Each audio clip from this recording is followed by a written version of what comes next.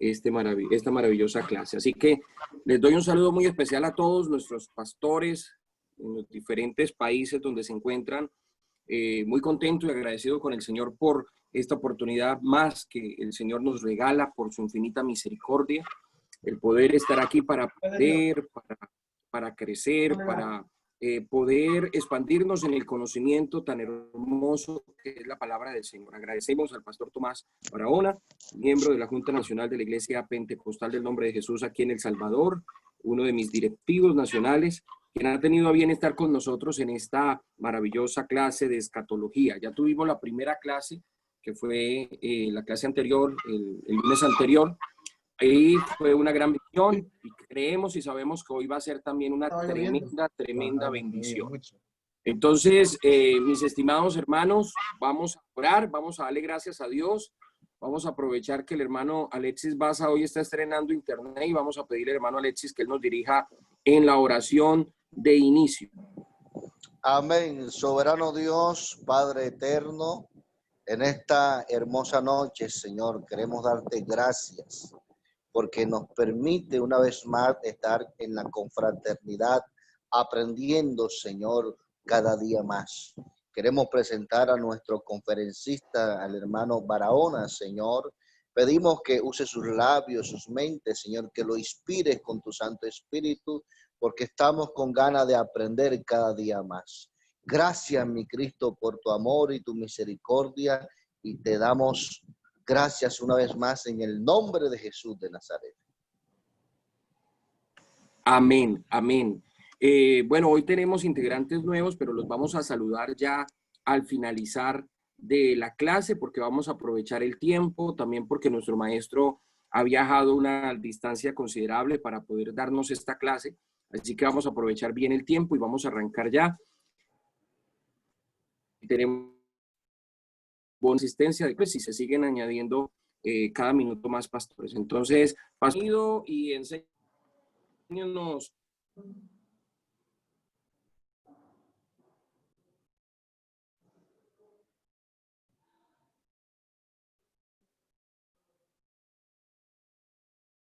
Amén, amén. Estamos listos ya, hermano Cuellar.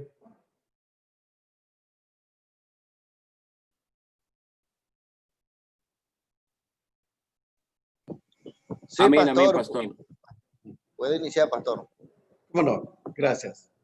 Bendiciones a cada uno. Como dijimos la vez anterior, pues nos ocupamos en hablar de la estructura de la imagen para poder tener un mapa de ruta o caminar por un sendero y conocer. Quiero decirle, mis amados hermanos, de que todo lo quiero hacer no porque sea un gran conocedor, sino hablar lo que la palabra de Dios tiene y haciendo uso, pues, verdad, de las fechas, haciendo uso de la historia como herramientas para poder compartir con ustedes la enseñanza. Y ahora vamos a tomar la lectura de la palabra de Dios en el libro de Daniel, capítulo 9 y el versículo 27.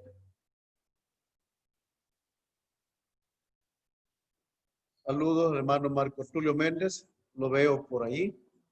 Bendiciones, mi hermano. Gracias por estar, pues, en este círculo, en esta conferencia. Bendiciones, hermano. Aquí estamos. Amén, amén, hermano Marcos. Amén. Daniel 9:27. Y por otra semana confirmará el pacto con muchos. A la mitad de la semana hará cesar el sacrificio y la ofrenda. Después, con la muchedumbre de las abominaciones, vendrá el desolador hasta que venga la consumación y lo que está determinado se derrame sobre el desolador. Amén. Ya han orado mis hermanos y vamos a aprovechar este tiempo para hablar acerca de la última semana, que también están representados en los 2 pies y los 10 dedos de lo que es la imagen. Y por otra semana confirmará el pacto con muchos. Pregunto, ¿por qué la última semana? Para enlazar el hilo de la imagen con respecto a los pies y los dedos, es necesario comprender de las 70 semanas que da su inicio en el Segundo Imperio, o como la segunda bestia representada en la imagen del sueño del rey de Babilonia, y como la segunda bestia vista por la visión del profeta Daniel. De esta forma, ha venido transcurriendo el tiempo profético, pasando por todos esos 3 imperios, donde podemos ver que la historia nos va diciendo, la historia bíblica nos va diciendo la ruta, nos va dirigiendo. Al haberse cumplido, y aquí es donde quiero entrar para comprender, ¿verdad? Al haberse cumplido 69 semanas, que multiplicado por 7 es igual a 483 años proféticos,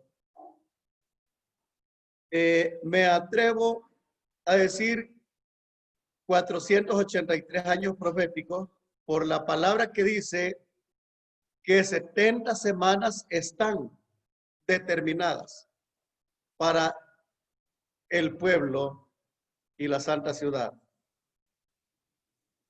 ¿Cómo hacer en realidad, al haberse cumplido el periodo 7 semanas más 62 semanas, llegamos a un total de 69, que multiplicado por 7 es igual a 483 años proféticos? Y después de este periodo, después de los 483 años, después de este periodo, el Señor Jesús es crucificado y la profecía de las 70 semanas está en pausa. Está en pausa. Porque el tiempo de la gracia o el tiempo de la iglesia es un misterio oculto y revelado a los llamados de su nombre. Los profetas no pudieron ver tan de frente lo que era la iglesia. Por eso digo un misterio oculto, que ahora nosotros lo entendemos. Algunos rabinos no toman en cuenta este periodo y eso es algo que nos puede tener sin cuidado, porque tal vez decirles de que mientras algunos rabinos hebreos no pueden comprender esta situación, no es que sean culpables, sino la gracia de Dios, que mientras ellos, la imagen del Señor Jesús, para ellos está vedada, para las naciones o los justos de las naciones, que así se reconocen en el Antiguo Testamento, los justos de las naciones, que es el pueblo gentil, y en el Nuevo Testamento como los temerosos de Dios.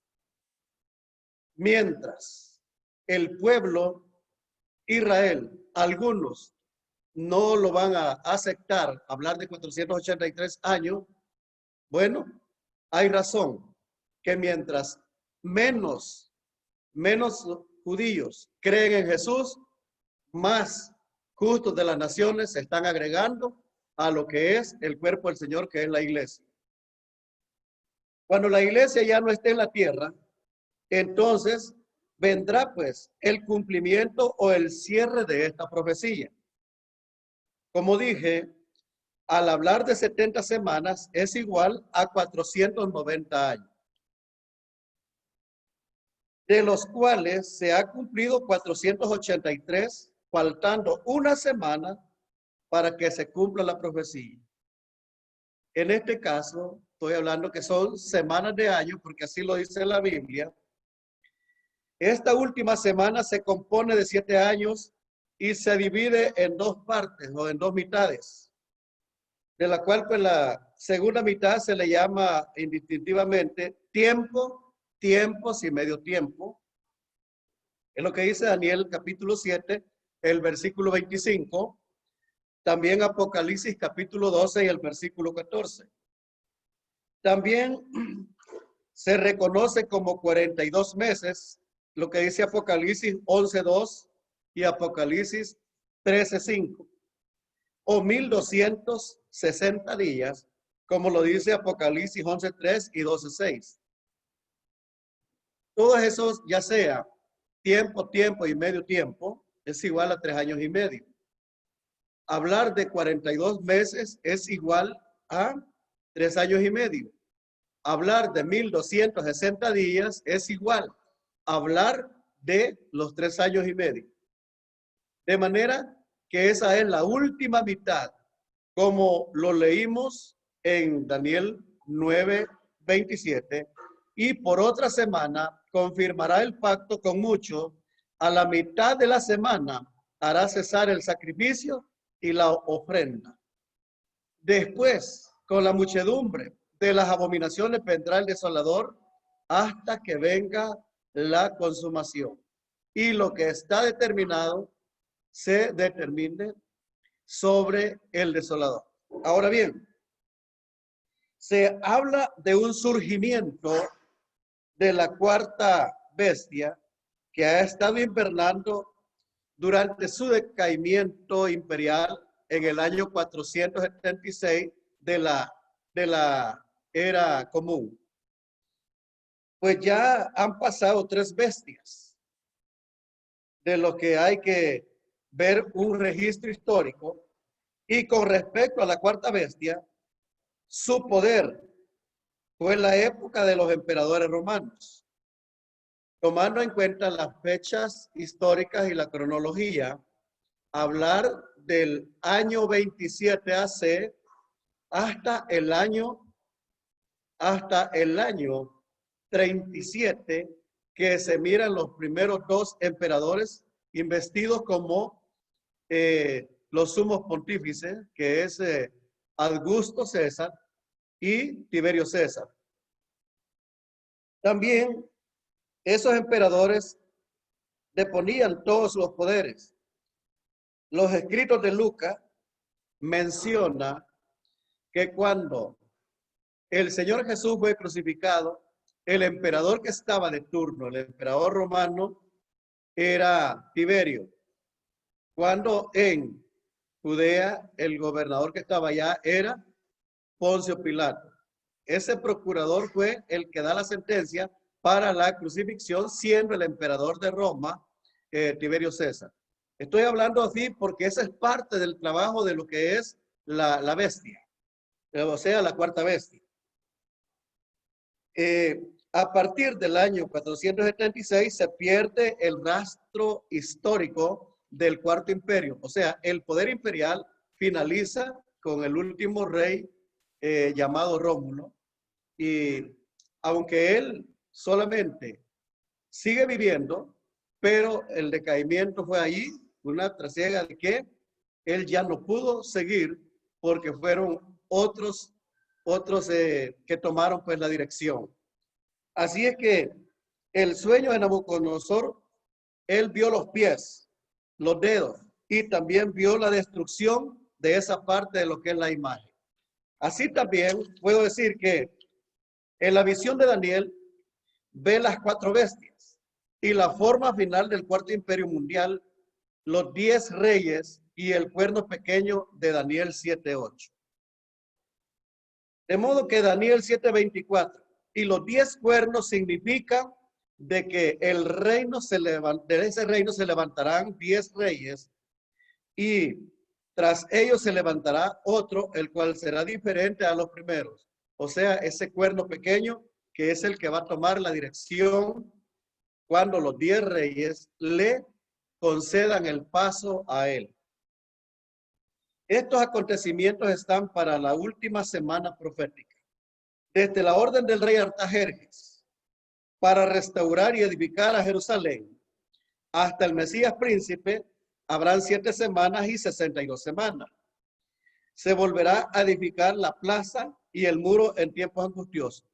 Daniel 9:25 tiene 2 mensajes o tiene 2 eventos desde la salida de la orden para restaurar y edificar a Jerusalén.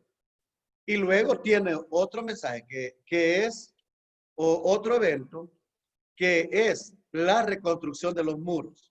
Allí es de tener un gran cuidado y gracias a Dios el hermano Cuellar tiene por ahí el código real para que él pueda ver qué es lo que dice Daniel 9:25 con respecto a mi Biblia, que la disfruto mucho, Reina Valera, la disfruto mucho, de verdad, pero hay otras versiones que hablan diferente a la que nosotros tenemos.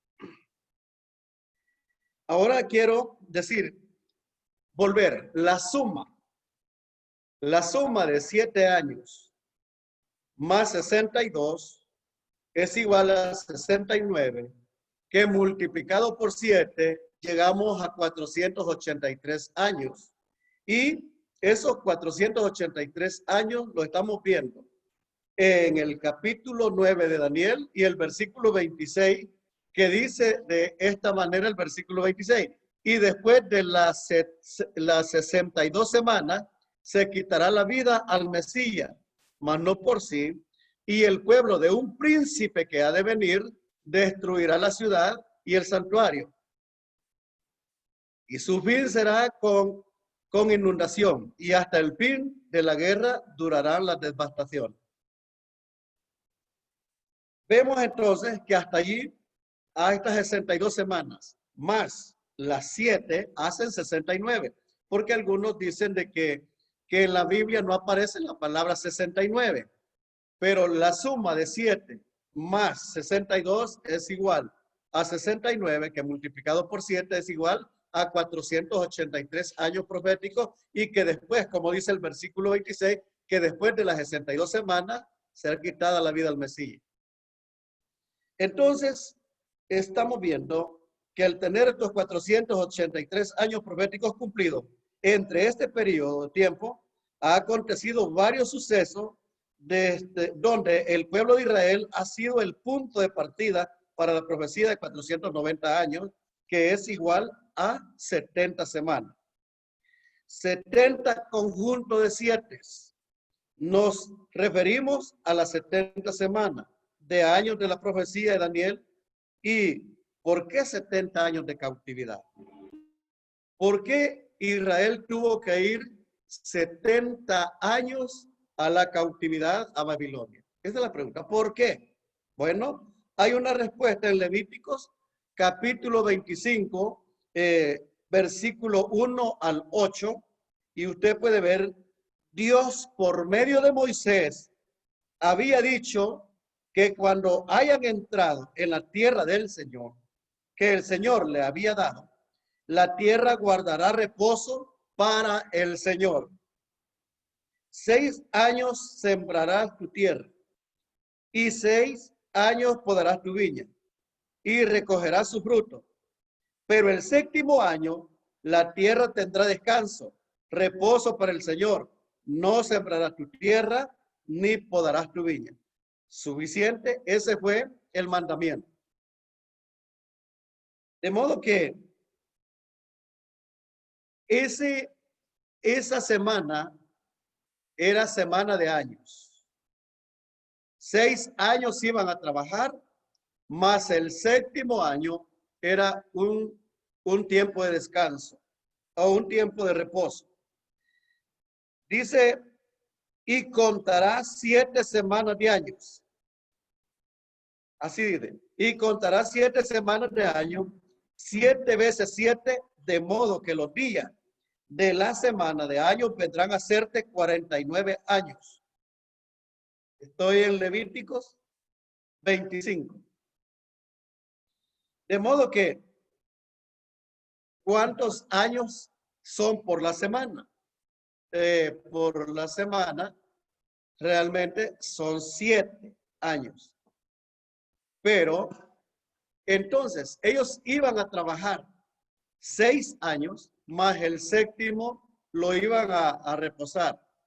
Pero el pueblo de Israel, no habiendo, ya estando en las tierras que eran prometidas, ellos siguieron trabajando y no guardaron ese mandamiento, por lo que el Señor nos dejó pasar por alto y tuvo que actuar.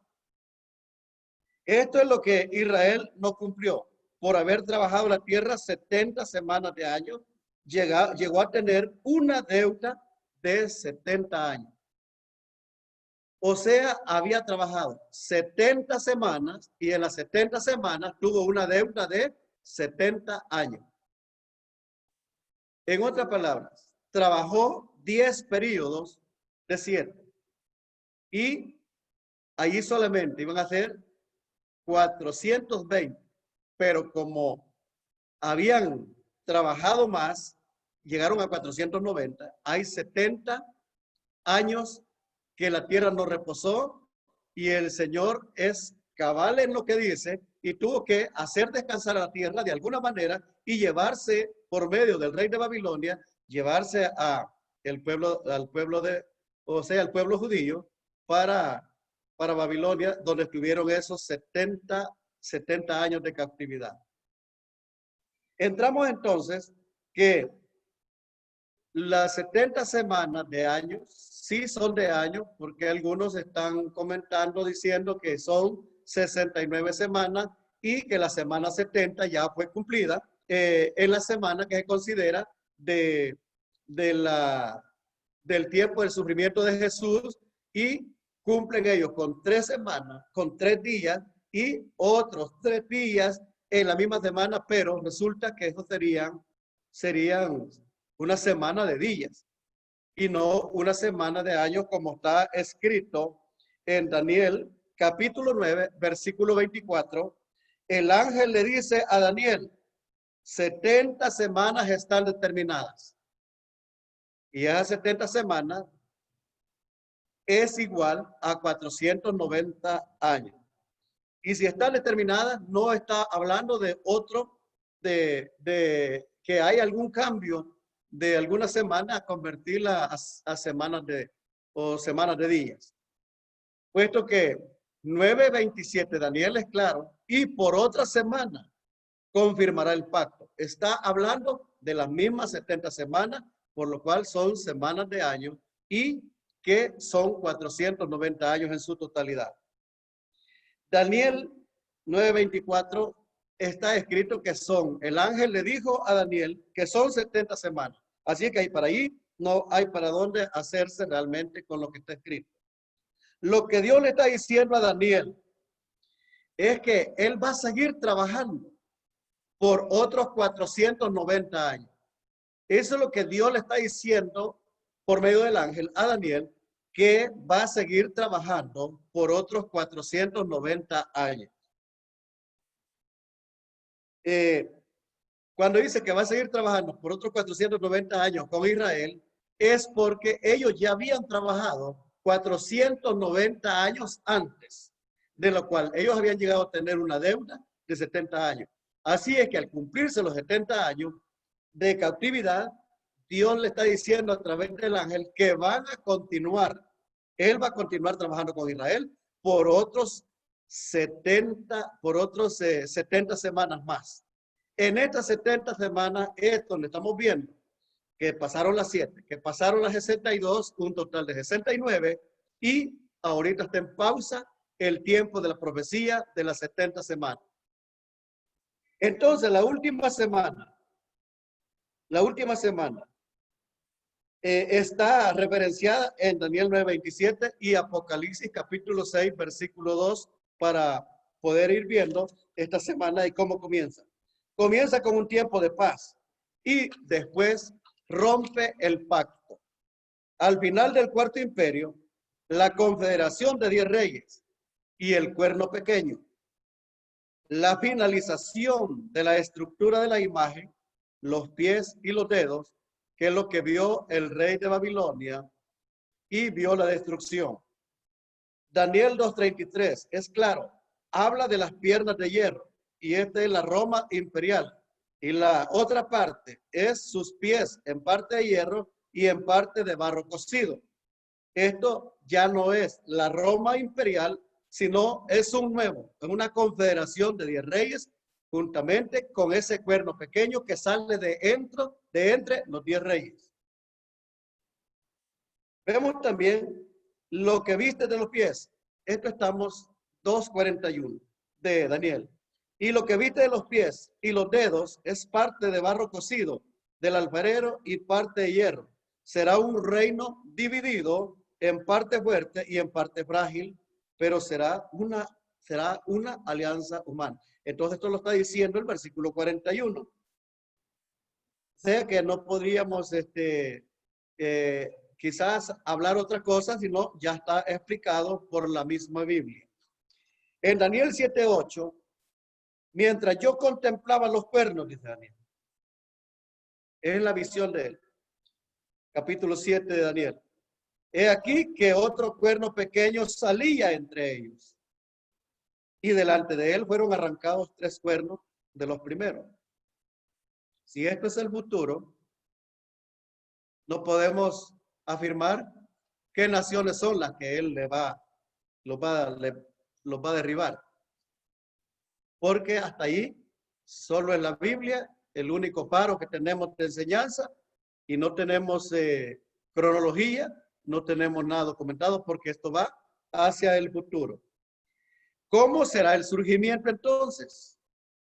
El surgimiento de ese nuevo reino que va a comenzar y que siempre es romano, pero ya es hierro y es barro cocido. Cuando vemos Apocalipsis 6:2, se ve el falso Mesías. Y miré. Dice Apocalipsis 6:2. Y miré, y he aquí un caballo blanco. Y el que lo montaba tenía un arco. Y le fue dado una corona y salió venciendo y para vencer.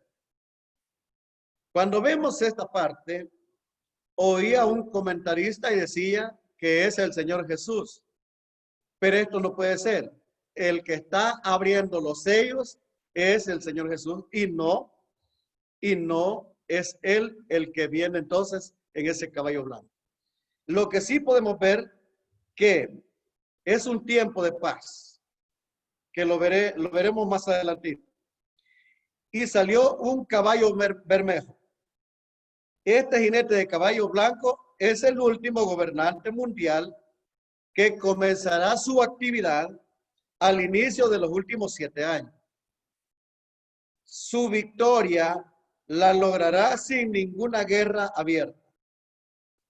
La paz se quitará a la mitad de la semana, de lo que está diciendo el profeta en el versículo 9:27 de Daniel. Los caballos y los jinetes son figuras simbólicas en lo que se muestra poder puesto en actividad por los seres vivientes. Eso son símbolos, pero su contenido para los estudiantes de hermenéutica. Así que el jinete del caballo blanco es un conquistador brillante, irresistible, poderoso, cuya victoria lo hará cabeza del imperio romano ya reavivado. Él es el anticristo y también es el antitipo del Antíoco Epifanio. Él es el cuerno pequeño de Daniel 7:8, la primera bestia del Apocalipsis capítulo 13, en el versículo 1 al 8, que está esa lectura. Nótese que esta descripción corresponde a una misma persona. El cuerno pequeño es el mismo que viene montado en el caballo blanco de Apocalipsis 6:2 y es el mismo que aparece en Apocalipsis capítulo 13, versículo 1 al 4, que que ahí está, pues, ¿verdad?, esta escritura bíblica. Él será el gran hombre de Satanás, ese hombre que viene en ese caballo blanco. Él es el gran hombre de Satanás, un ser humano que se levantará entre las filas de la humanidad y será la encarnación de todo poder satánico. Él es el que va a ser, después de ya en la última mitad de la semana profética, en esos 42 meses, él va a ser el que se va a desatar, pues, ese poder satánico sobre el pueblo de Israel y las naciones, tribus y lenguas. Así es que la paz temporal es uno de los problemas crónicos a que se enfrenta el mundo y es un conflicto perpetuo del Oriente Medio que ha dado pie a un llamado proceso de paz que parece incambiable. Sin duda, la resolución de la crisis del Oriente Medio es el premio más deseado en la historia en toda la diplomacia internacional. ¿Quién no ha querido ser el hombre que traiga la paz? ¿Quién no estará luchando por tener esa paz? Por eso que el mundo clama paz. Todo líder quiere ser esa persona que añada esa victoria a la lista del éxito, y la Biblia dice que el anticristo lo conseguirá. Cuando estamos viendo Apocalipsis 17 y vemos allí de que los 10 reyes le conceden a él, sin necesidad de presión, le conceden a él, porque él es el hombre que puede atencionar, que puede oír y que puede dar solución por lo que se ve en el tiempo de los primeros 3 años y medio de lo que es la primera mitad de la última semana. Entonces este hombre hará su entrada en el escenario mundial mediante la firma de algún tipo de acuerdo o tratado con la nación de Israel. Lo que dice Daniel 9:27 nos ofrece los detalles, y él hará un pacto firme con muchos por una semana. Pero a la mitad de la semana pondrá fin al sacrificio y la ofrenda de cereal sobre la ala de la abominación, vendrá el desolador. ¿Cuál es su naturaleza exacta de este pacto? ¿Qué hará el anticristo con Israel? ¿Cuál es ese pacto? Daniel no explica su contenido, pero sí señala que durará 7 años. Durante la primera mitad de este periodo, Israel se sentirá en paz. De modo que ese pacto proporcionará cierta garantía de seguridad para la nación israelita. Este pacto permitirá a Israel estar en paz con sus vecinos árabes. Es un tiempo de paz. Le permitirá este pacto tener esa paz con sus vecinos árabes. Y el resultado del pacto es que a Israel se le podrá permitir construir el templo donde ahorita está ocupado por los árabes. Por el momento no lo puede tocar Israel, esa parte no la puede tocar porque es de los árabes, pero sí, en el tiempo de esos acuerdos de paz, Israel podrá reconstruir el templo, que es el último que se está esperando. O sea que el estudio de los templos es bastante importante para conocer y sentirle el verdadero sabor con respecto a esa oportunidad que va a tener Israel en el tiempo de paz, que será en la primera mitad de la semana. Ahí realmente es donde Israel puede construir el templo. ¿Para qué? Para que en la última mitad los sacrificios que se hacían de nuevo ya no se podrán hacer, porque se rompe el pacto y ya no se podrá tener los sacrificios nuevamente en ese tercer templo. Así que este gobernador mundial tendrá éxito donde no lo tuvieron otros que han sido gobernadores de potencia. Es claro que la apertura del primer sello trae paz, porque la ruptura del segundo sello, que hace saltar al jinete del caballo rojo, acaba con este periodo de paz según Apocalipsis capítulo 3, capítulo 6, versículo 3 al 4. Termina el tiempo de paz y ahora sale el caballo bermejo, el caballo negro, el caballo amarillo, o sea que suficiente. Sangre, hambre y peste. ¿Quién aguantará esas tres cosas por el largo de los 3 años y medio? Es un tiempo de revolución, un tiempo de caos en un tiempo de tormenta y de furia.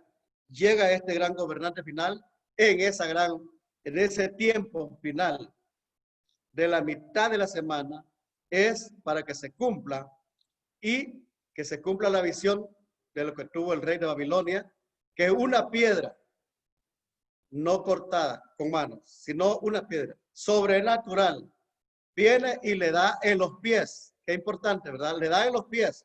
¿Qué representa la imagen? El sistema político, el sistema del poder económico, el sistema del poder eclesiástico. Pero cuando esta piedra, que es el Señor Jesús, le pega al sistema, esto es lo que podemos ver en Apocalipsis capítulo 19, en el versículo 11 en adelante.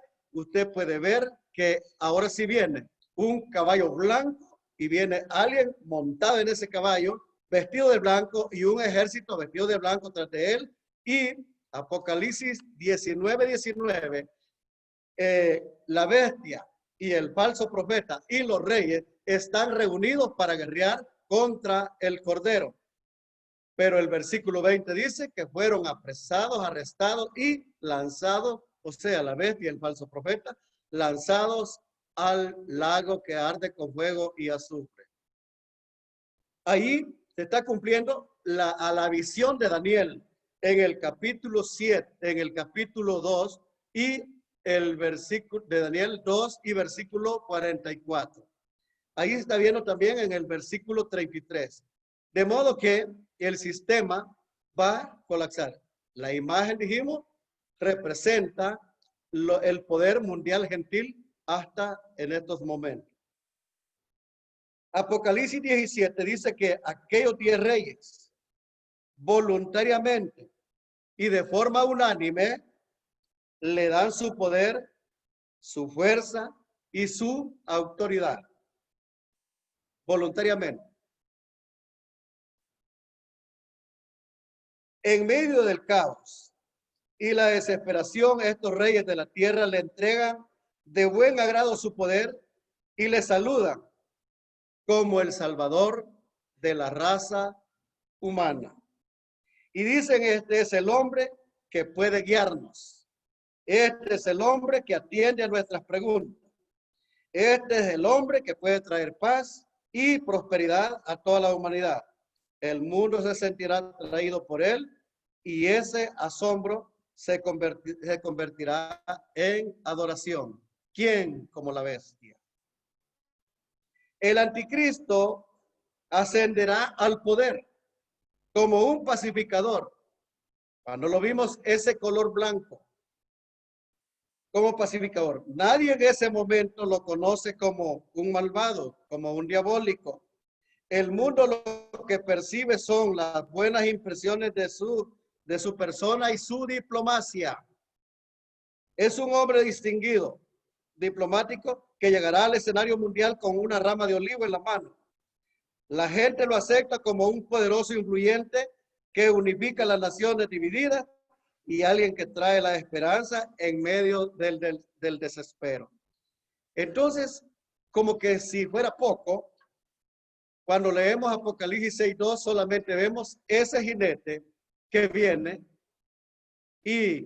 pero el trasfondo en sí es de lo que estoy hablando en este momento. Pero la finalidad no es tener la paz, sino que es una paz temporal a lo que le embiste el color del caballo blanco. Por alguna razón ese hombre llega a su momento de desatar su misión para lo que es su ministerio. Suavecito primero y después saca las uñas. Apocalipsis 13:3. Vi una de sus cabezas como herida de muerte, pero su herida mortal fue sanada. O sea, vuelve a tener su poder bajo la confederación de los 10 reyes. Ese imperio, como la cuarta bestia, finalizó en el año 476, siendo el último emperador de Roma, Rómulo. Desde allí, ese cuarto imperio está en su cubil, está invernando para mientras se llega el tiempo de cumplir y que se cumpla también la profecía de lo que habló este profeta en la cautividad. El punto medio de la tribulación, los judíos huyen al desierto a partir de las descripciones y la profecía. Se cree que va a huir a un lugar que se llama Petra. Ese lugar es un único lugar donde el anticristo no visitará. ¿Por qué no visitará ahí? Porque en el plan divino de Dios es proteger a Israel y de alguna manera ese lugar no va a llegar el hombre. Por eso dice que va a huir y a ese lugar, a la ciudad de la roca, para esconderse de la persecución que se extiende por todo el mundo. Allí, este grupo de judíos serán divinamente protegidos por el resto de la tribulación y leemos esto acerca de este evento en el Apocalipsis 12, 15 al 17. Ahí lo vemos. En este punto, él toma el control total del imperio romano revivido. Ya en la última mitad de la semana. Anteriormente se nos dice que él estaba gobernando junto a los 10 reyes o gobernantes del imperio. Sin embargo, se nos dice en Daniel 7:24 y Apocalipsis 17:12 al 13 que 3 de los reyes serán asesinados y los otros 7 rendirán su autoridad y se someterán a él como gobernante supremo. Ellos darán su poder a él y el nuevo objetivo del imperio romano será hacer guerra contra el Cordero y contra su pueblo en la tierra.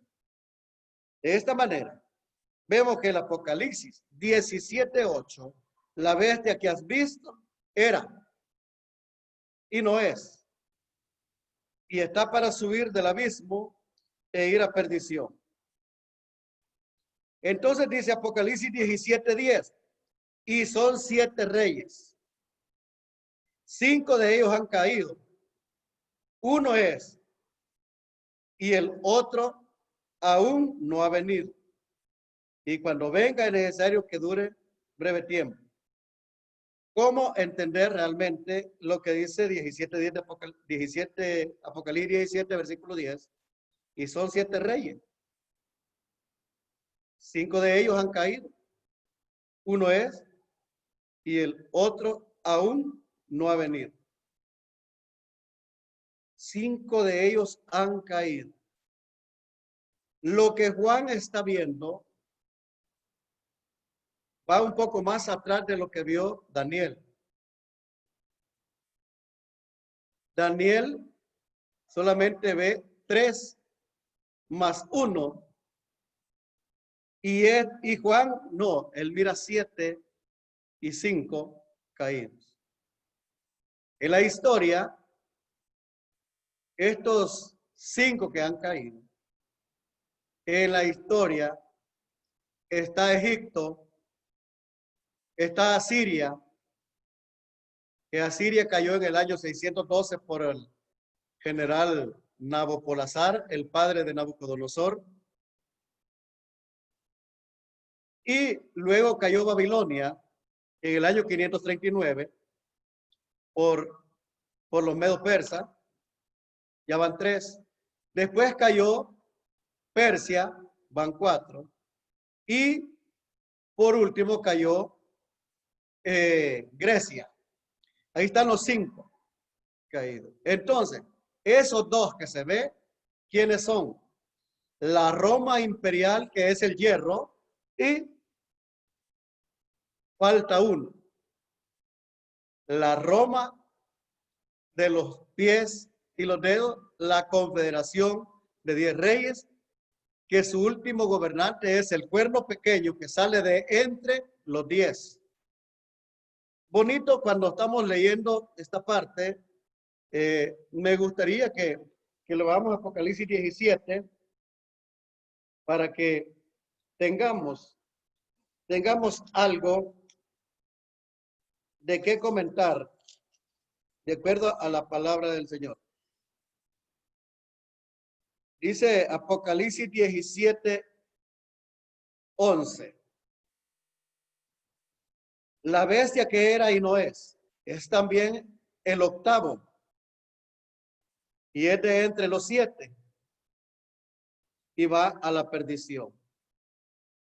Es el octavo y es de entre los 7, y va a la perdición.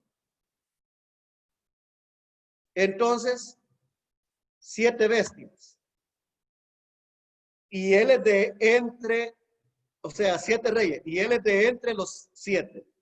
Y él es el octavo, es el cuerno pequeño. Y los 10 cuernos que has visto son 10 reyes que aún no han recibido reino, pero por una hora recibirán autoridad como reyes juntamente con la bestia. Y estos tienen un mismo propósito y entregarán su poder y su autoridad a la bestia.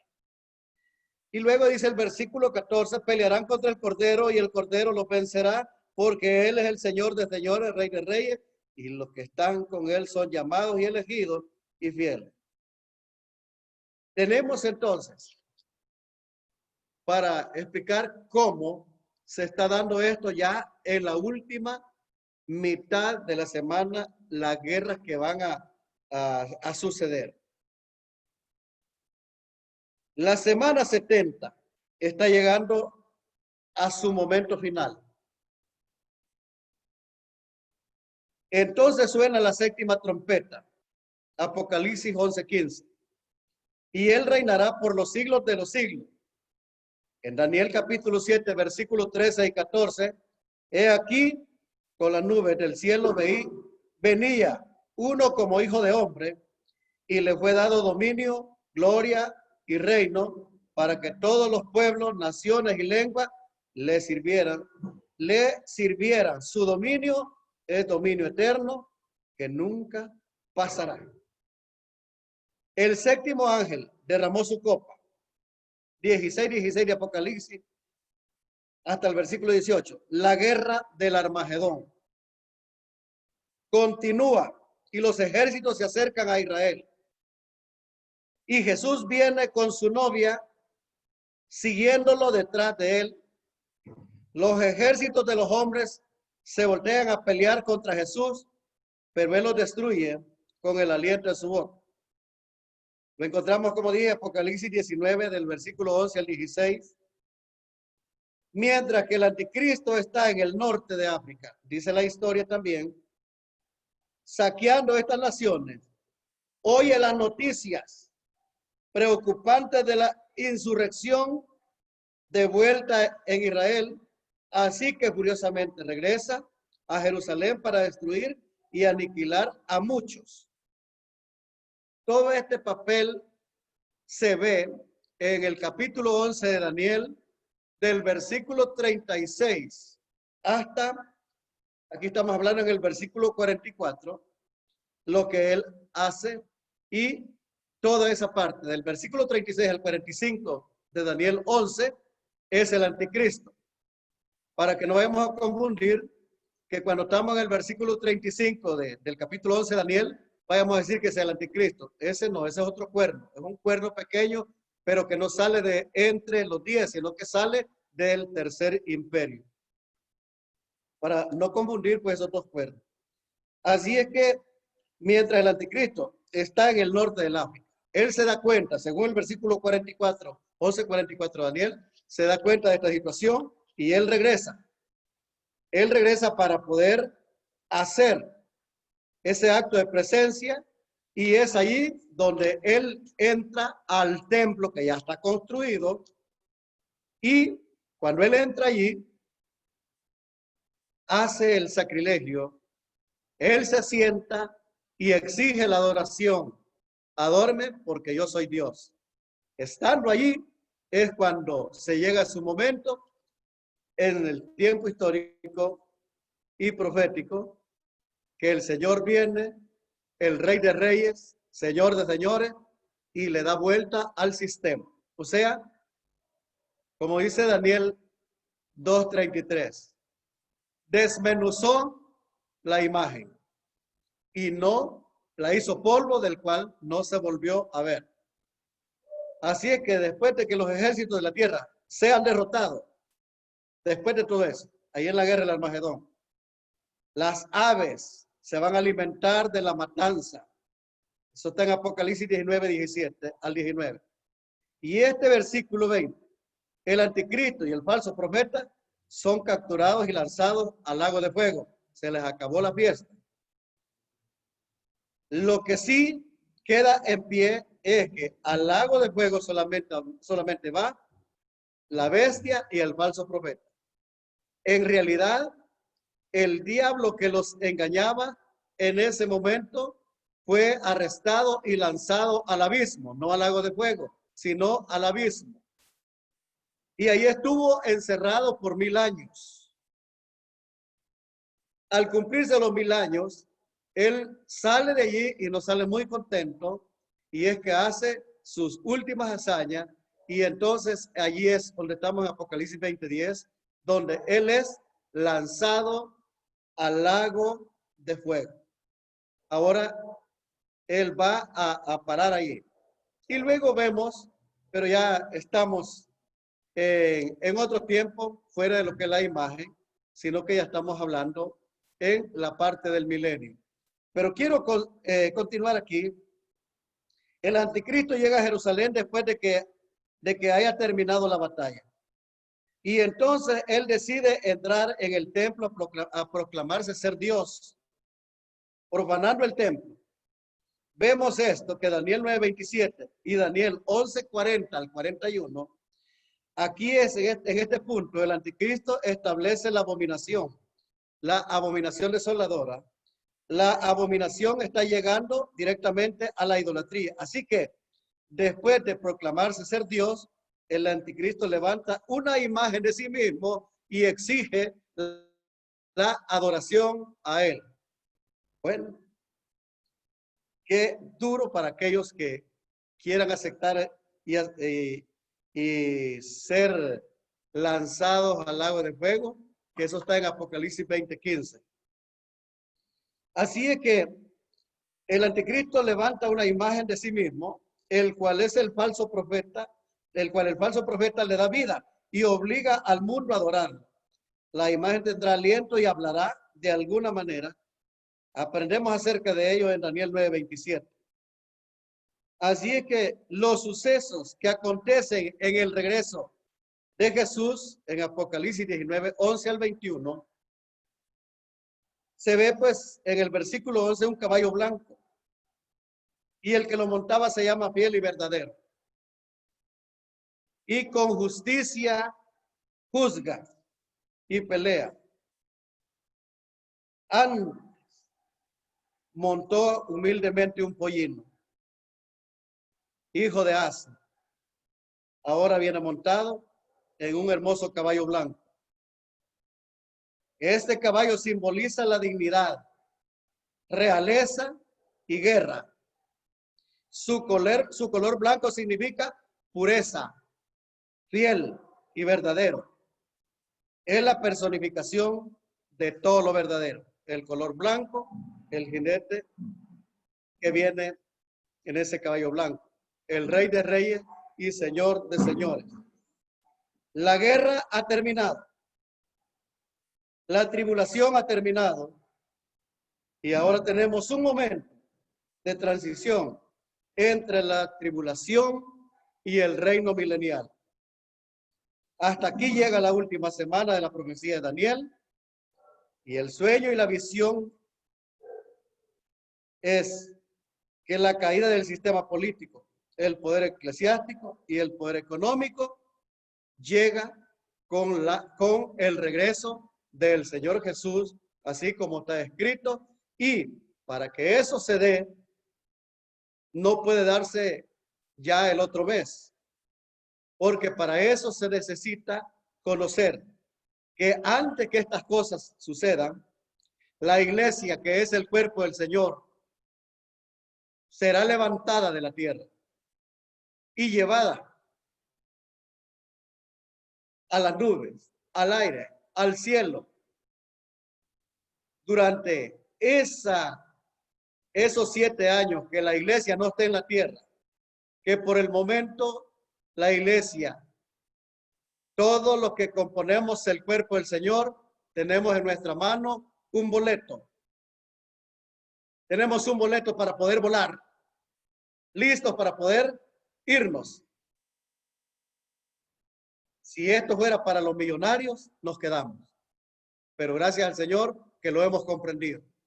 Hasta aquí llega mi exposición, porque cuando la iglesia sea levantada, entonces viene el momento en que la última semana va a continuar, porque el Señor prometió trabajar con Israel por otros 490 años, de los cuales 69 semanas se han cumplido, falta una, que es la que está en Daniel 9:27. 483 años han pasado proféticamente, faltan 7 para los 490, y así es que, mis hermanos amados, adelante, y espero pues que me haya podido dar a entender con usted y sentirme pues contento que hasta aquí ha sido el tiempo de mi exposición. Muchas bendiciones, mis hermanos. Amén. Gloria al Señor Jesús. Qué bendición, Pastor Tomás, poder escuchar esta enseñanza. Gloria a Dios. De verdad que estamos contentos por el esfuerzo que usted ha hecho también de moverse desde su lugar de vivienda hasta San Vicente, a la iglesia donde está el hermano Omar, para poder compartirnos este conocimiento y esta enseñanza tan hermosa. En este momento les dejo oportunidad a los pastores que quieran aportar algo, que quieran decir algo, que quieran, creo que más que preguntar, de pronto aportar algo, lo pueden hacer. Levanten la mano, yo les doy, o simplemente hablan en el micrófono y el primero que hable pues tendrá la oportunidad. Una pregunta, hermano. El hermano hablaba de que no visitará un lugar, o sea que donde los judíos van a ir, ¿verdad? Y ese lugar no lo visitará el anticristo. Entonces yo quisiera saber cuál es ese lugar y dónde está el lugar ese donde solamente los judíos van a estar protegidos durante ese tiempo. Durante ese tiempo me he dedicado a escuchar bien la enseñanza y apuntar lo más que he podido, ¿verdad? Y quisiera preguntar al hermano a ver si me pudiera decir el lugar. Es el lugar conocido como La Roca, así, ¿verdad? Me dijo en la enseñanza. La Roca, hermano Barahón. No sé dónde está ese lugar. Quisiera saberlo. Gracias, hermano. Bueno, el lugar, cuando el Señor tiene todo su plan, es el lugar conocido como Petra, el lugar de la roca. Ese lugar es en los campos de Edom y Moab.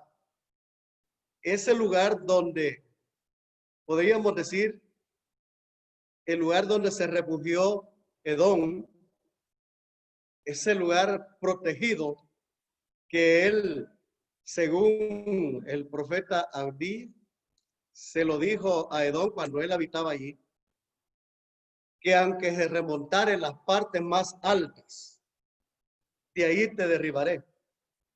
Ese es el lugar de la roca, ese es el lugar que se llama Petra, y allí es lo que decimos como el lugar de la roca. Así es que será una parte donde vivió o donde se atrincheró los edomitas. Ese es el lugar que Dios tiene preparado para que sea Israel el que habite en ese lugar, que será el único que el anticristo no visitará después que sea todas las partes del mundo, pero allí sí no. Así es que ese es el plan divino de Dios, y así está, donde dice que lo va a sustentar a Israel por 42 meses divinamente los va a sustentar. Así es que esa es la gracia del Señor. Gracias, gracias, pastor. ¿Alguien más Amén. desea participar?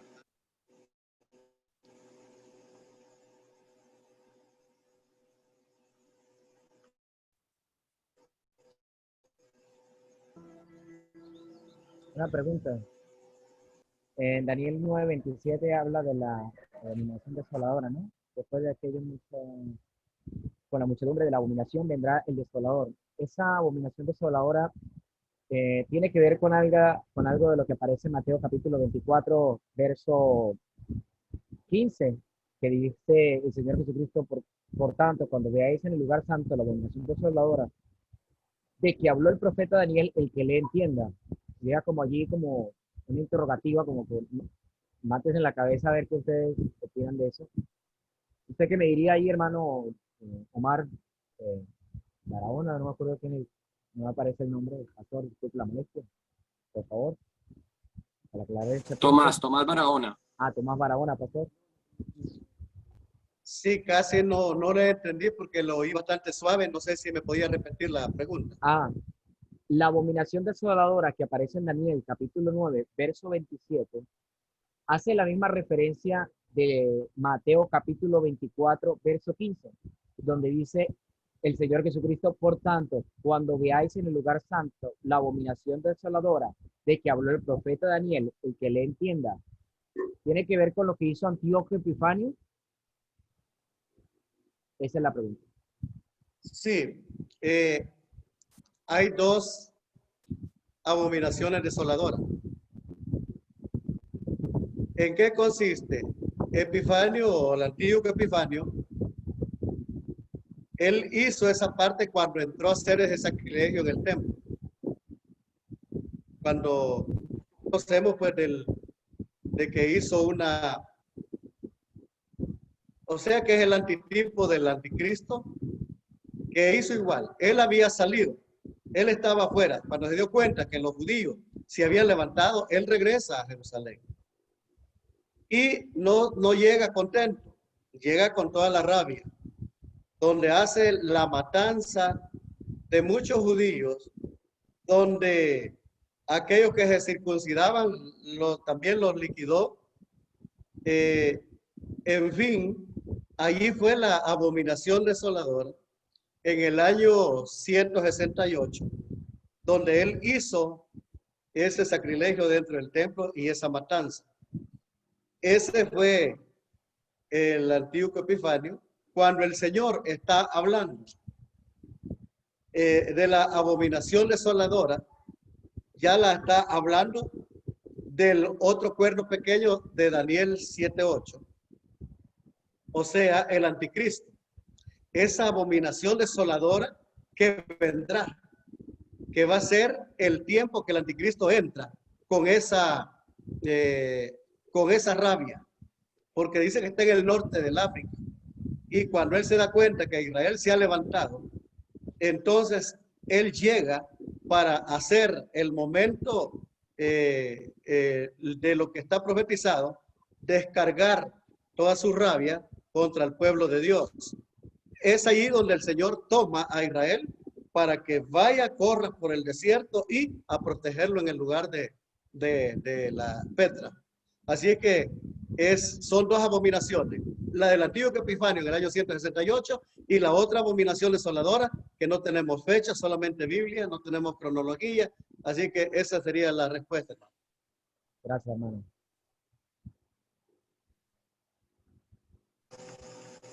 Amén, amén. Muy bien. ¿Alguien más desea participar, mis hermanos?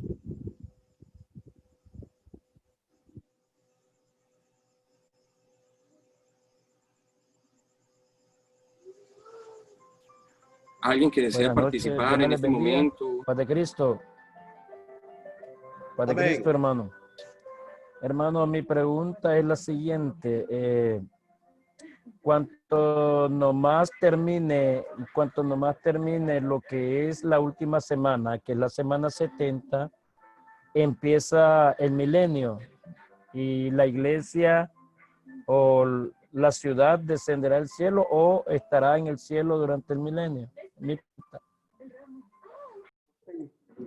Él regresa, cuando Jesús viene, la iglesia viene con el Rey de Reyes y Señor. Alcanza a todo el mundo. Entonces son todos aquellos que no se dejaron marcar, son todos aquellos que no adoraron a la bestia o a la bestia y su imagen, que quiere decir a ese imperio y a esa imagen que puso el anticristo, y ellos no se dejaron. Por eso es que el 24 dice, los que habían sido decapitados, pues, ¿verdad? Entonces son los que salieron de la gran tribulación, no solamente son judíos, sino de todas las razas que no aceptaron ese sistema. Así es que se trata de ambos, ya sean judíos o ya sean el mundo que no pertenece a la raza judía o por consanguinidad a los hijos de Israel. Así que eso es lo que, esa es la resurrección que está allí en Apocalipsis 24. Bueno, acá surge otra inquietud más tocante a eso.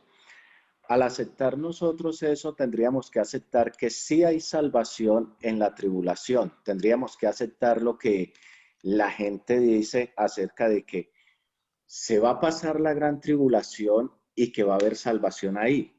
Entonces, habría una falencia en esa parte, ya que estaríamos dándole la razón a una doctrina de donde se va a asumir que la gente que no es salva ahora se va a mandar o sea, va a renunciar a una marca, no van a aceptar aquello y van a obtener salvación. Entonces, sería muy tremendo, ya que no encontramos realmente un texto bíblico donde nos apoye esa promesa para el pueblo gentil, sino que es una promesa que está apoyando al pueblo hebreo, solo al pueblo hebreo. Entonces, allí, cuando nosotros asumimos, no, sí, no me mando a marcar, no cedo aquello y obtengo salvación, entre esos habrían muchos cristianos que no, o sea, no fueron levantados quizás porque no estaban preparados, pero ya conocen. Entonces dicen, bueno, no tuve oportunidad en la primera, pero voy a tener la oportunidad en la segunda. Entonces, no me mando a marcar, no me mando a esto y obtengo salvación. Entiendo, hermano. Si yo le dijera que cuando el levantamiento de la iglesia y ahí terminó todo y ya no hay más oportunidad, entonces sería quizás como un Dios que no cumplió con lo que había dicho. Pero hay esperanza, porque una cosa es que veamos la iglesia, la salvación o alcanzar la vida eterna, hoy siendo parte del cuerpo del Señor, es la parte más fácil, porque ahora se trata de un verdadero arrepentimiento, una convicción, una permanencia, perseverancia, vivir dentro de eso está preparado. Pero Dios no es injusto, Él continúa salvando, aunque la profecía esté enfocada para Israel, pero la profecía, que es la ira de Dios, abarca no solamente a Israel, abarca toda la raza humana, todo el mundo. Así es que de eso solamente un grupo de judíos se escapan, que el Señor los protege por 3 años y medio. Así es que, y no solamente la gran tribulación, todavía el Señor viene buscando, porque hay un tiempo que se llama el juicio final.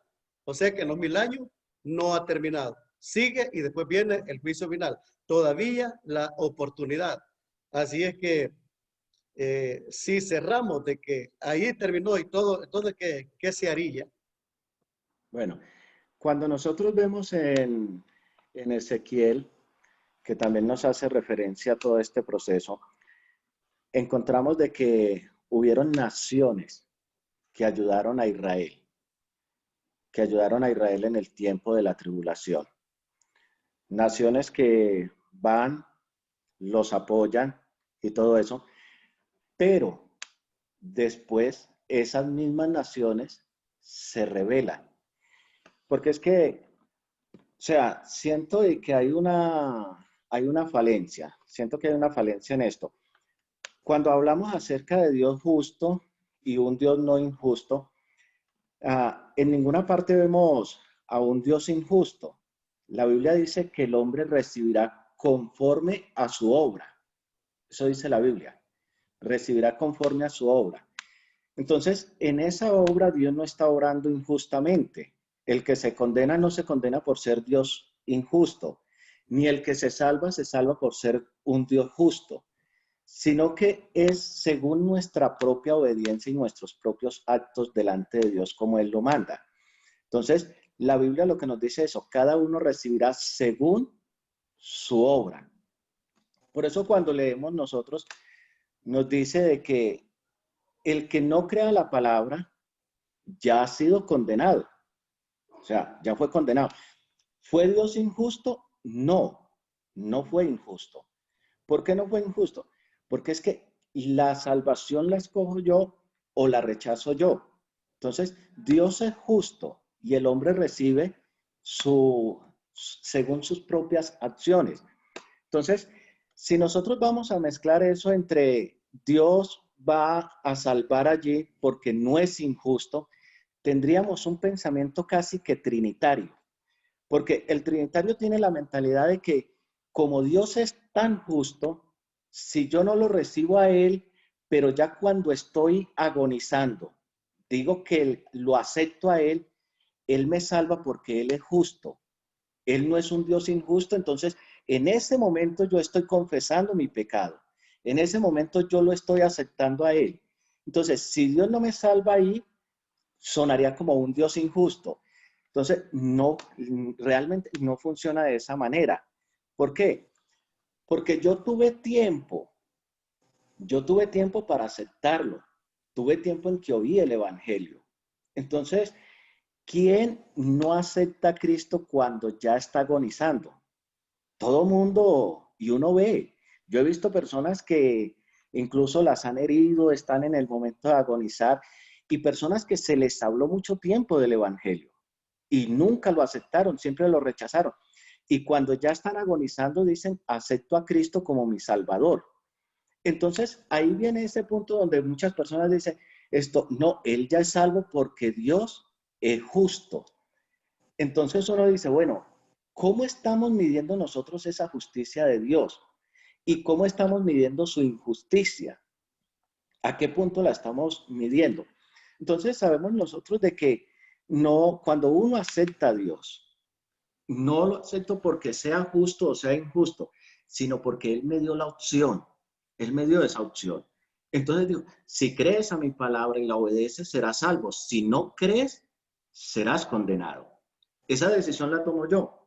Entonces, si en algún momento yo rechazo a Dios, si en algún momento yo me alejo de Él y me pasa algo, yo no puedo calificarlo a Él como injusto. La Biblia dice que en aquel día no dará por inocente a nadie. O sea, nadie será inocente delante de Él. ¿Por qué no será inocente? Porque el hombre tuvo la oportunidad de escogerlo. Cuando nosotros miramos en Apocalipsis capítulo 6, que es donde se habla de la multitud que pasó por la gran tribulación, dice, fueron los que salieron de la gran tribulación. Entonces encontramos nosotros ahí, ¿quiénes fueron esos? Cuando nosotros miramos en la escatología, por ejemplo, Ezequiel, cuando habla acerca del valle de los huesos secos, que se está hablando en la forma profética acerca de Israel, que se está hablando de aquello. Entonces, allí se les habla acerca de esa herencia, de aquellos que van a tomar la herencia. Entonces, sí queda como un vacío, porque cuando nosotros vemos en Ezequiel también, nos muestra acerca de todas esas naciones que parece porque en el momento uno ve la acción de ellos, ve cómo ayudan a Israel, ve cómo lo favorecen, ve cómo lo llevan. Incluso en Apocalipsis 12, cuando se habla de la mujer que fue llevada al desierto para ser sustentada allí, fue llevada al desierto en sus dolores de parto. ¿Cuáles eran esos dolores de parto? Mientras Cristo estaba siendo engendrado en sus corazones, mientras ellos estaban aceptando a Cristo, mientras estaban reconociendo que realmente al que ellos rechazaron era el Mesías. Entonces ahí está siendo Cristo engendrado en sus corazones, según lo explica Zacarías también. Y mirarán a mí a quien traspasaron y harán lamentación por mí como quien llora por hijo unigénito. Entonces es la lamentación que ellos hacen. Será sustentada allí en el desierto. Luego se dice que cuando esto pasa, después de esos 1000 años que ellos están confiados, que ellos están tranquilos, entonces las mismas naciones que lo ayudaron, las naciones enemigas, dice, venid y subamos contra aquella ciudad que habita confiada en el centro de la tierra. Cuando nosotros vemos la geografía de Israel, es la que está en el centro de la tierra, por algo se llama el ombligo de la tierra. Dice, subamos contra aquella ciudad que está confiada y conquistémosla. Entonces, los mismos que la ayudaron se rebelan contra ella. Si nosotros miramos tanto en Habacuc como en Ageo, se habla acerca de reinos que Dios les permite llegar y tomar a Israel, hacer con ellos lo que quiera. Yo miraba algo en el caso de los reyes, algo que usted mencionaba, el tiempo de los gentiles. Y estudiando sobre el tiempo de los gentiles y los reinos, vemos que uno de los reinos muy parecidos a lo que Dios le dio a Adán fue el reino de Nabucodonosor, donde el Señor le dice, lo pone sobre todos los reinos, sobre todos los hombres, sobre todas las bestias del campo, sobre todos los animales, para que él gobierne. Lo mismo que hizo Dios con Adán. Pero con Nabucodonosor pasó lo mismo. Vemos que en el tiempo de los gentiles es como la venganza por todo hablemoslo de esa manera, de lo que hicieron el pueblo, lo que hizo el pueblo de Israel con muchos gentiles, con muchos reinos gentiles. Entonces, hablando de ese Dios justo, es donde Dios les permite también a los gentiles enseñorearse de ellos. Cuando nosotros leemos en Jeremías, entonces el Señor en el capítulo precisamente 27, se habla 29, entonces se le dice que Él los llevará, ellos los llevarán cautivos, pero hay algo que el Señor le dice en el verso 7, y procuran la paz de la ciudad, a la cual os hice transportar y rogar por ella a Jehová, porque en su paz tendréis vosotros paz.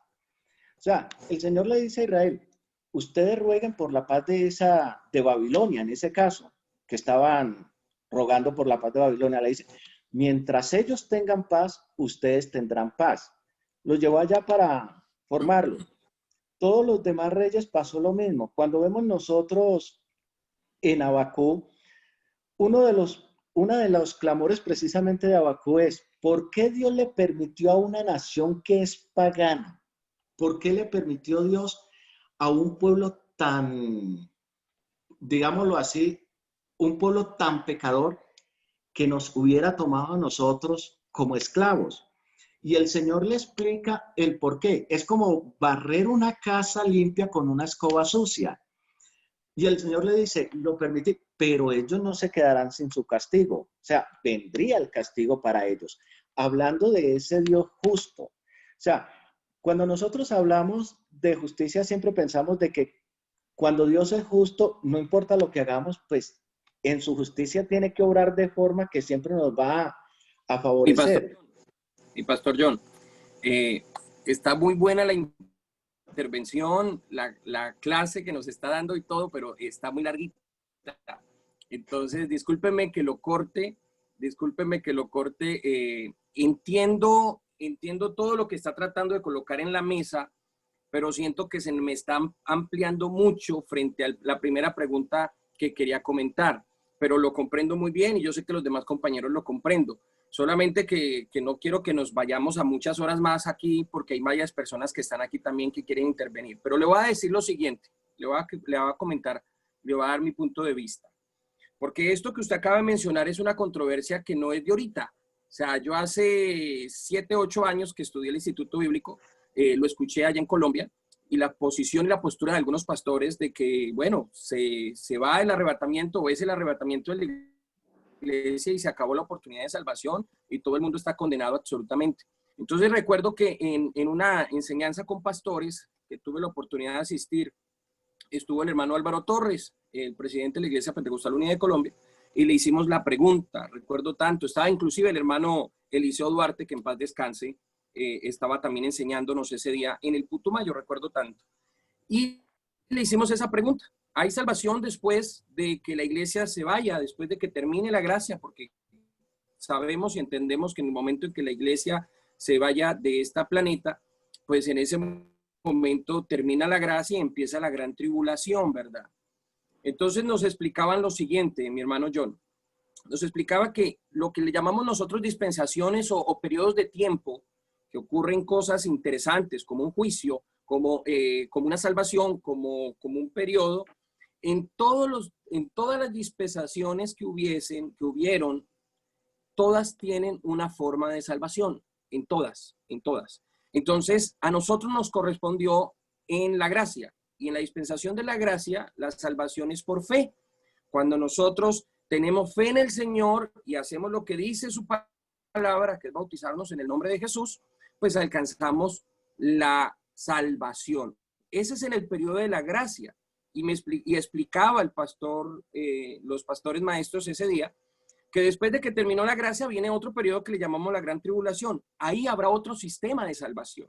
Porque mientras que haya vida, hay esperanza de salvación. Mientras que el ser humano esté vivo, hay esperanza de salvación. Entonces, en ese periodo de la tribulación hay una forma de salvación e inclusive en el milenio también va a haber salvación. Y usted me va a decir, pero ¿por qué si ya estamos en el reino de Dios? Usted se va a dar cuenta que en el milenio también se va a predicar la palabra del Señor. Si ya todo el mundo fuera salvo, ¿cuál es el objetivo de evangelizar las naciones o de enseñarle la palabra del Señor? Entonces yo quiero acotar con lo siguiente. Si leemos Apocalipsis 20, que fue el texto que el hermano Tomás nos está diciendo, el texto dice de la siguiente manera: después vi unos tronos y los que estaban sentados en ellos habían recibido el poder de juzgar. También vi almas de los que habían sido decapitados por dar testimonio sobre Jesús y anunciar el mensaje de Dios. Ellos no habían adorado a la bestia, o sea que es en ese tiempo, ni a su imagen, y no habían recibido la marca de la bestia ni en su frente ni en la mano. Ellos volvieron a vivir y reinaron con Cristo durante 1000 años.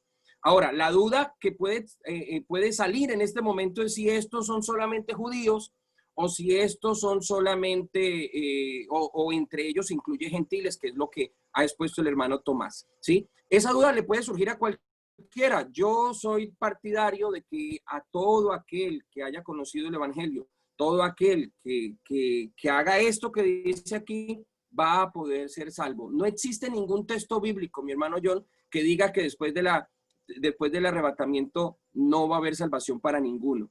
O va a haber salvación solamente para judíos. No existe ninguna referencia, hasta el momento no la he escuchado. Y si usted la tiene, yo lo invito a que organicemos para que de pronto nos enseñara eso, pero en otro lugar. Porque aquí la base que la está dando el hermano Tomás, yo la veo muy correcta, de que aquí va a haber salvación para aquellos, o estos que se están mencionando fueron los decapitados.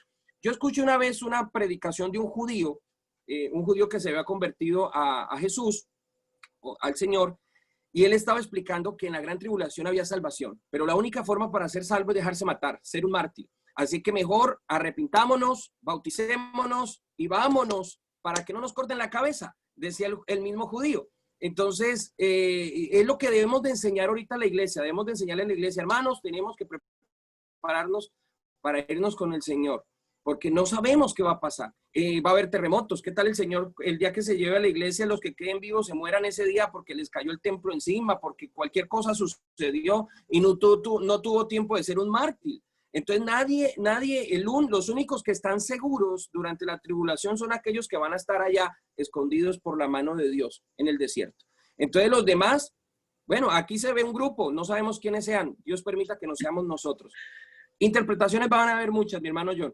Le comento que eso lo aprendí en la IPUB y me pareció muy interesante porque cada periodo de tiempo tiene una forma de salvación, tiene un juicio y tiene una forma de salvación. Ojalá busquemos un maestro de dispensaciones y nos enseñen sobre dispensaciones, que eso sería muy bueno también. Pero le agradezco a mi hermano John por su intervención porque está muy correcta, muy bien en su pensamiento. Recuerde que cada uno de nosotros tenemos también nuestra interpretación. Hermano Jesús Alfonso levantó la mano y luego le doy paso a mi hermano Marco Tulio Méndez.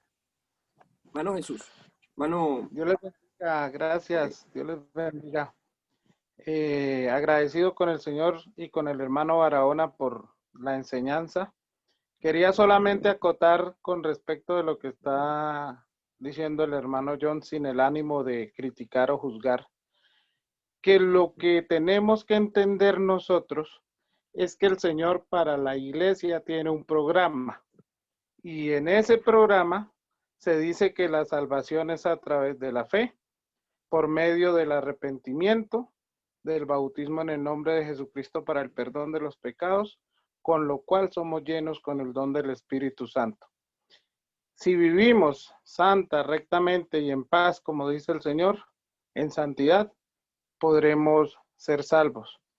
Estoy totalmente de acuerdo con el hermano Leonardo en el sentido de que cada dispensación tiene su juicio y también trae su salvación.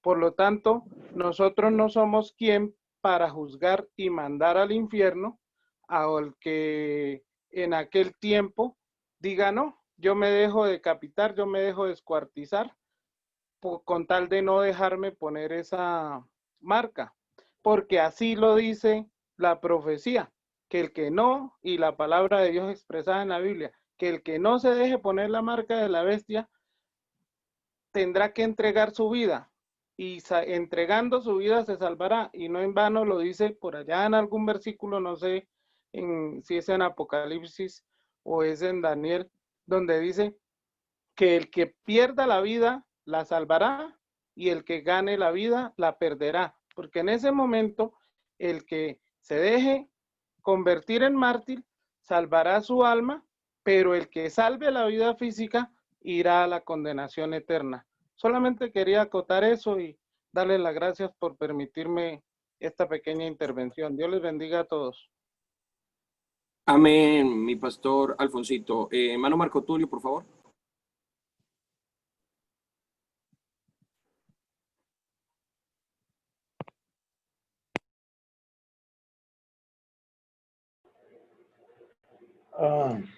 Amén, hermano. Que el Señor Jesús les bendiga a todos. Amén. Y gracias a nuestro hermano Barahona por la enseñanza de la palabra de Dios. Y hermano Cuellar, me tocó solamente endosarme a lo que usted dijo. Estaba precisamente pensando en eso. Hay una cosa que como lectores de la Biblia tenemos que tener cuidado, es con relación a estudiar un poquito lo que es las dispensaciones. Y yo quiero que revise cada uno cuándo comienza la dispensación de la gracia y cuándo termina. Y lo que es bautismo en el nombre de Jesús, o sea, arrepentimiento, bautismo en el nombre del Señor Jesús y recibir el Espíritu Santo, eso es para la dispensación de la gracia. Y la dispensación de la gracia, yo creo y yo lo entiendo, que con el arrebatamiento esto se acaba. Y luego viene otro espacio de tiempo en el cual Dios, como el único gobernante soberano sobre todo, ya tiene algo determinado que va a hacer. Una cosa que debemos tener cuidado, lo digo rápidamente, es que usted y yo no podemos condenar a nadie ni salvar a nadie en base a nuestros principios o a nuestra ideología. Estaba leyendo lo que dice el capítulo 7 de Apocalipsis, versículo 9, buscando tal vez, como nuestro hermano John Hernández decía, algún versículo que nos diga que aparte de los judíos, que a quienes se aferra la promesa podrá ser salvo otro. Dice el versículo 9, después de esto miré, y he aquí una gran multitud, lo cual nadie podía contar, de todas las naciones, de las tribus, de los pueblos y de las lenguas, que estaban delante del trono y en la presencia del Cordero, vestidos de ropas blancas y con palmas en las manos. Al final del versículo 13 y 14 dice que eran los que habían salido de la gran tribulación. Pero hay una declaración que yo quiero que usted tome y voy a cerrar con esto porque no voy a hablar mucho. El versículo 10 dice, y clamaban a gran voz, diciendo, la salvación pertenece a nuestro Dios que está sentado en el trono. No sé cómo usted interpreta esta declaración, pero cuando dice, y la salvación pertenece a nuestro Dios, es como si en el español que yo he aprendido quiere decir, la última palabra sobre salvación y sobre condenación la tiene Dios. Es como un patrono con sus empleados. Posiblemente que hayan 40 empleados y 39 no estén de acuerdo con uno y puedan decir, este no puede estar con nosotros, este no entra. Pero si el patrón dice que entre, ¿quién puede decir otra cosa? Aun cuando los 39 digan que no califica, si para el patrón califica. Entonces, cuando uno habla de salvación, uno debe decir, ¿será que van a ser salvos todos estos? Eso dejémosle a Dios. Démosle gracia que nosotros vivimos en lo que es la dispensación de la gracia, y yo creo que según la edad que todos tenemos, nadie va a llegar a la otra que viene. Entonces, que no nos preocupe eso, que nos preocupe esta dispensación en la cual estamos disfrutando nosotros. ¿Qué va a decir Dios? Es como algunos que usted le va a preguntar, ¿se van a salvar los niños? Los niños chiquititos, ¿se van a salvar? Una vez se compliquen esas cosas, pero nosotros tenemos que buscar una solución como se hace con los de la luz del mundo. Los de la luz del mundo pelean. Deme una cita donde dice que los apóstoles ocuparon música.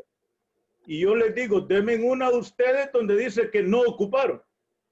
Resulta que la Biblia no dice que ocuparon, pero no dice que no ocuparon. Entonces nos metemos aquí en una situación. ¿Habrán otros salvos aparte de nosotros bautizados en el nombre de Jesús en la gran tribulación? Eso le pertenece a Dios. Aquí dice el versículo. Y la salvación le pertenece a Dios que está sentado en el trono. Él al final va a decir, puede ser que alguno que se arrepintió ya casi para morirse, puede ser que esos 10 minutos los vivió más fieles que alguien que le sirvió 10 años al Señor y no le fue fiel. ¿Quién tiene más problemas? La última palabra la tiene Dios. Esa es mi manera de pensar. Yo puedo decirles aquí muchas cosas, pero hay mucho más que quieren hablar. Gracias, hermano Cuellar, que el Señor les bendiga. Hermano Amén, Marco Tulio, amén. Muchas gracias. No estoy en contra de la Amén. salvación, y algo que tengo claro es que la salvación le pertenece a Dios.